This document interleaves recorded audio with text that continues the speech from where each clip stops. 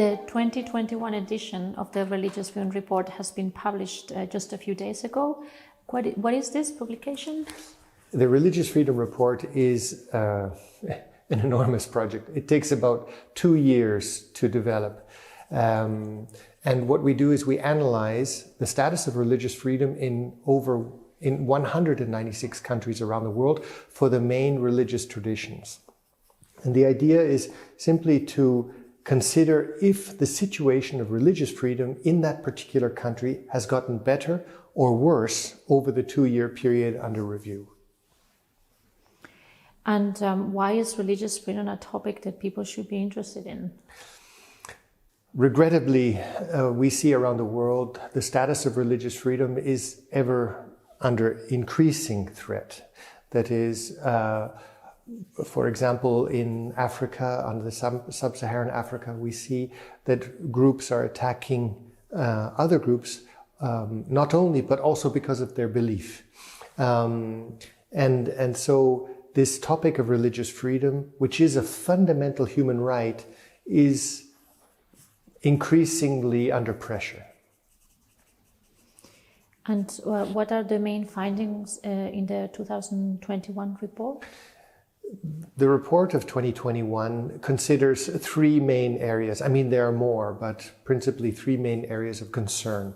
The first one is what we would call Islamist extremism. And that is groups like ISIS, Al-Qaeda, which have spread from the Middle East, from Iraq and Syria, and pulled down into sub-Saharan Africa, picking up weapons along the way, picking up guns, small arms in Libya after the collapse of the government, and now placing themselves and aligning themselves with local armed groups. So local armed groups which might have issues with other ethnic groups or issues between herders and farmers.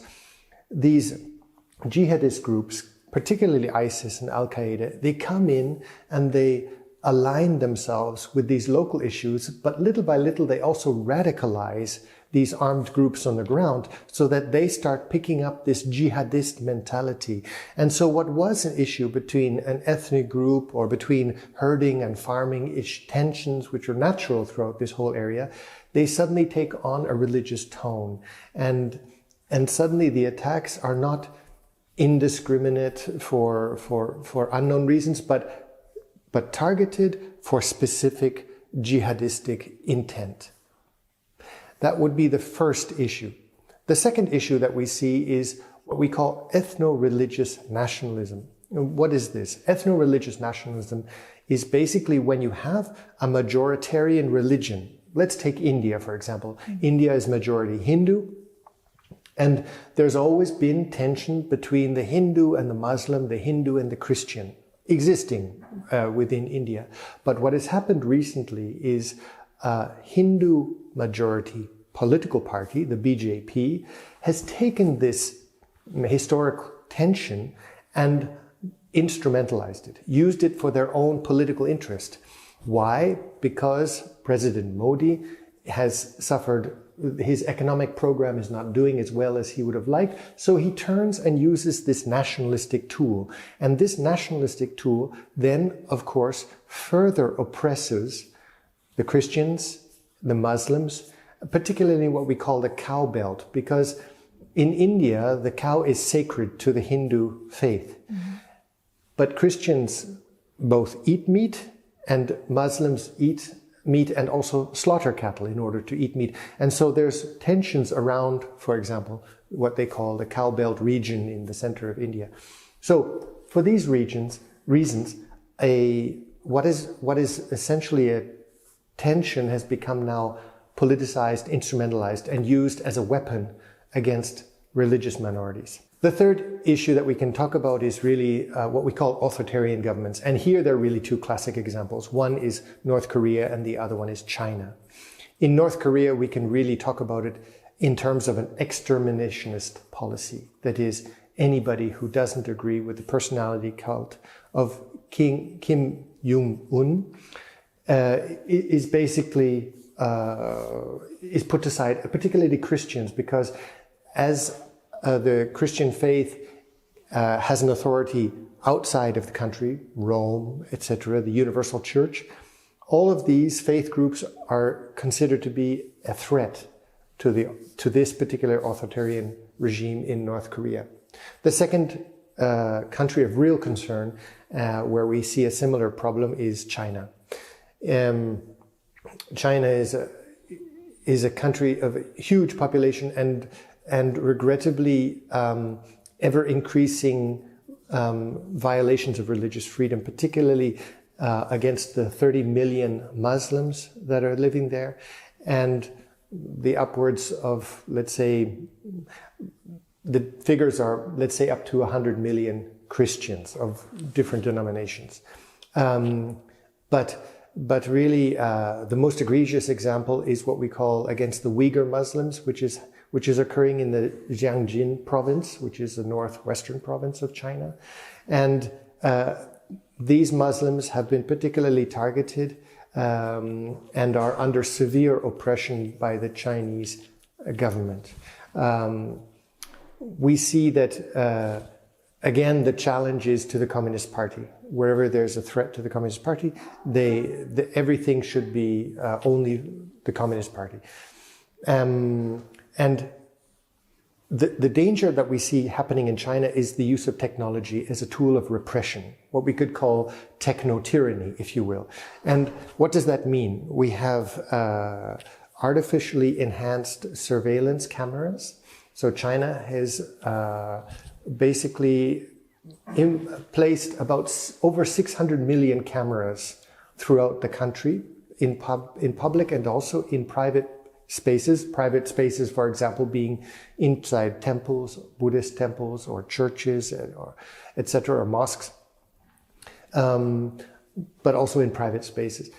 And these artificially enhanced cameras have the AI facial recognition technology, which means that every individual in China can be identified.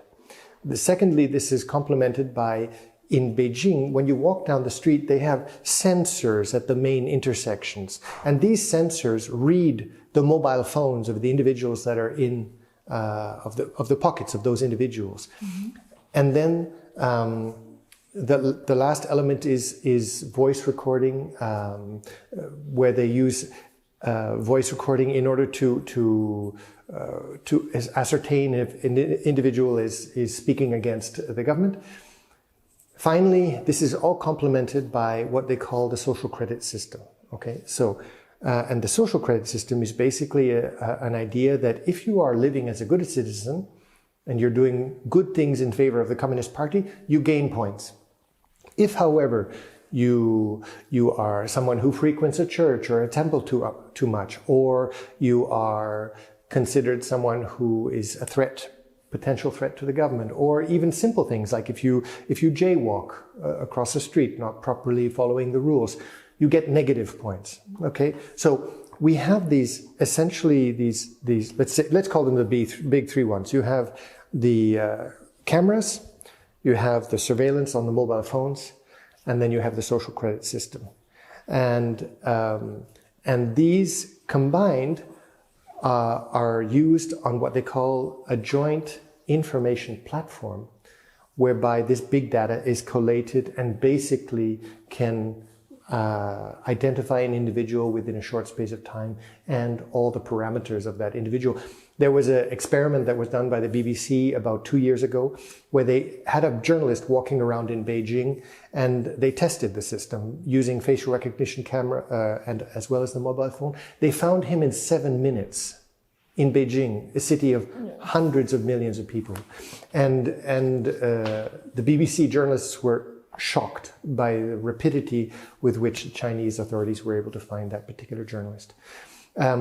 And China is now exporting this technology and selling it to countries in Central Asia, for example, to those authoritarian governments that would be interested in such a technology.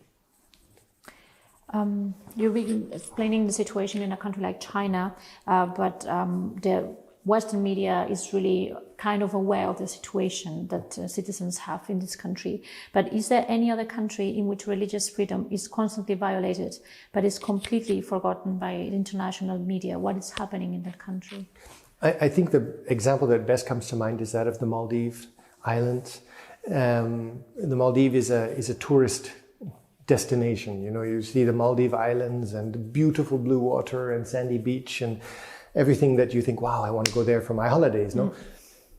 But, and indeed, they receive 1.5 million visitors every year. So it's a big, big tourist destination. And yet, at the same time, what many people don't know is that it is, in fact, an extremely oppressive government. It promotes a very rigid form of Sunni Islam. And anybody that is not a Muslim has no right to become a citizen. So they say Maldives is a 100% Muslim country. Well, in fact, 95 to 100,000 individuals, mostly immigrants, also live in Indians and other ethnic groups that have found their way there for work, but they have no citizen status. They have no rights.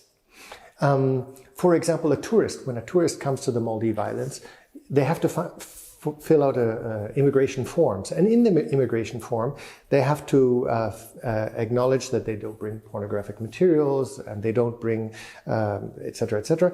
But they also don't bring materials that speak against Islam, and that they don't carry any pork. And finally, under the condition of not bringing anything that speaks against Islam, they are not allowed to bring in Bibles, or they're not allowed to bring in any Christian kind of literature in case this might be used as a way of proselytizing in the country. So combined with the government, you have also extremist groups working in the Maldives. You have locally very aggressive Sunni groups that are there also, and it can be a bit delicate because women are, of course, there's a tension that women should be covered, not in bikinis. So it's a tension also within the tourism industry, how far this strict adherence to Islam also extends to the tourist industry. So the Maldives, I think, would be one example of a hidden problem. A couple of years ago, there were Islamic terror organizations like the Islamic State or Al-Qaeda who caught a lot of the international attention because of the horrific crimes they were committing. Lately, there is not so much being said. Does this mean they've been defeated?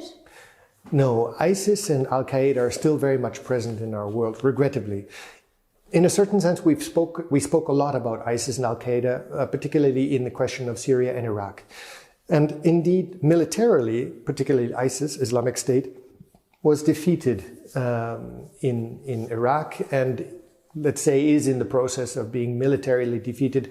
And the idea of having a caliphate, having a territory that they would claim as their own, is also in the Middle East, let's say, has been more or less militarily defeated. The problem is that many of these ISIS fighters have filtered their way down into Africa.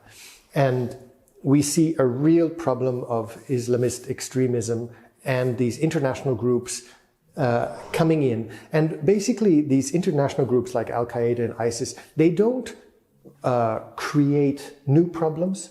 They only go into existing problems and they exacerbate these problems. They bring in a religious element. So what they do is basically an ethnic or a tribal problem, or a very big, actually an enormous problem, but has always been there, has been the tension between herders and farmers. Okay, so you have, for example, the Fulani, an enormous ethnic group in the middle belt of Africa, coming up against smaller tribes within the region. And historically, there's always been tension, but they've always worked together. That is, the farmers always know when the herders are coming through.